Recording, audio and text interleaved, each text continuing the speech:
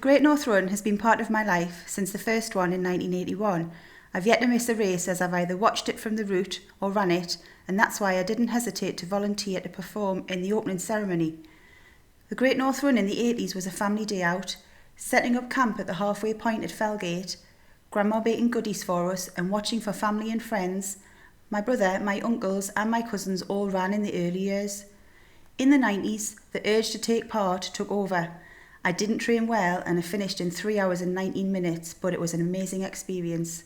For the last 7 years, I've been part of the cancer research team on the cheering bus on the last mile, knowing those runners on the coast road need the extra boost.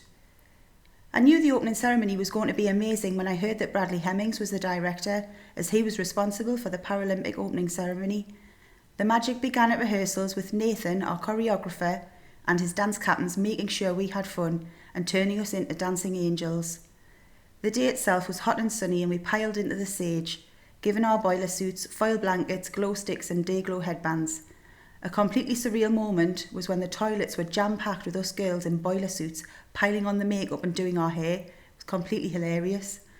A highlight for me was the end of the rehearsal, watching the sunset over the Tyne Bridge as Mark Knopfler played Local Hero. The sound of his guitar was amazing, the scene was stunning and you just knew an unforgettable night was about to unfold. Standing on the Millennium Bridge waiting to start, seeing thousands fill the quayside, looking the best it ever did, was just brilliant. We just kept looking at each other, grinning like idiots. Great North Run and Joy to Royalty kicked off the show and we felt like stars too. No stage fright, no nerves, just pure adrenaline. The fireworks and music brought the time to life, and seeing boats sailing down the river was electrifying. Taking our places on the Gateshead Quay for the finale, we began our electricity routine, and as I turned around, Jimmy Nail and Sting were immediately behind me. The enormity of the event was brought home to me right there and then, two huge stars looking on in total amazement. They were proud Geordies, just like us, not able to believe their eyes either. Seeing the millionth runner gliding in flames down the river was quite a moment. We shouted "Oggy, Oggy, Oggy" to echoes from the pitmen on the quayside. It was just fantastic. I don't know how I didn't cry. It was hugely emotional, but such a buzz. Being a cast member, making friends and playing a part in Tyneside and Great North Run history is a huge privilege and something to tell the grandkids.